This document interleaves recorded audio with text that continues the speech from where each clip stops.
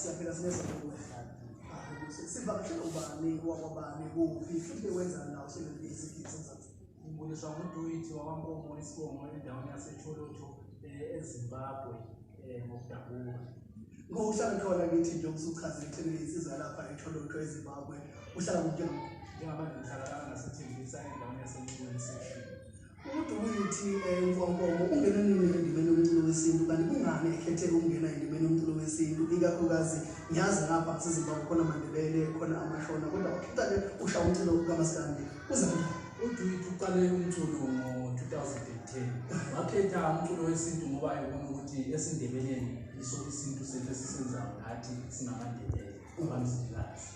Khabala kithi uqale kanjani endimeni yomculo kuze kube manje njengoba namanje kusayibambile awusicelele awusendlaleni uDuyithi umuntu obewuthanda kakhulu umculo kaMaskandi ulandela abantu abafana noBheki Umuzi Omgqumeni Omtshengiseni oThozandlanga oKhuzani njengamanje njengoba nakhona ebalandela wasebona ukuthi hayi naye awuthi akeyenze le ngaseSindebeleni akazama ukuthi abuyise isintu sakubo esiNdebeleni asibuyise asengibona ukuthi hayi no isithathe nabafowethu sihlanganise siwenze umculo wethu ikakhulukazi njengoba ushilo wathi ubuya endaweni yaseCholocho usuze wakhona kwele ndaba eNingizimu Afrika uhlanganisa umculo omnandi wesiNdebele noMaskandi wesiZulu kwenzeka kanjani kanti uhamba kanjani inkinga obenazo kwenzeka kanjani ukuthi ugcine ukwazi ukuphumelela futhi uvelele njengoba-ke namanje usayibambile kunzima kakhulu lana emculweni akufuni ukuthi umuntu angene nenhliziyo ufuna ubekezela kakhulu mina nami ngizamile impela nje ngazama ukuthi hayi ngiqale ngigide kwamanye amaqembu afana nabafana bakwaNkomo Zokhuza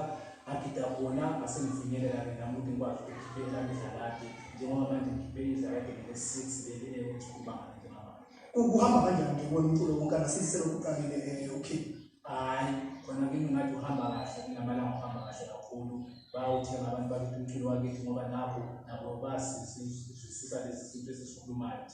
uDuyithi umfowonkomo kubantu abakhona abashaya umculo wesintu kuhluke ngani yini le engake ngenza ukuthi umbukele ekhaya umlaleli nomthandi umculo wesintu akhethe uDuyithi kubaculi abangaka bakhona yini wena ozidla uDuyithi ushaya umculo kanje uhluke kanjani ngabanye abaculi uDuyithi endoda enenhlonipho number 2 uDuyithi nguloyo umuntu oyacule into ezenzekayo efana nengoma ezinomlayezo kubantu akwazi ukucula nengoma ezinothando nengoma ezakhayo.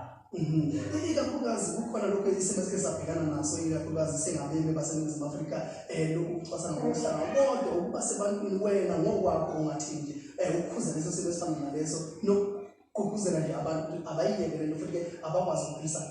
Mina ngithi singabantu bakithi base-Afrika sizama ukuthi sibambisane silwe nabo konke lokucwasana sikwazi ukuthi singumuntu abantu abamnyama umuntu nje umuntu oyedwa sikwazi ukuthi sihlale nje sibambene sizobona impumelelo sizoyithola lapha eAfrika.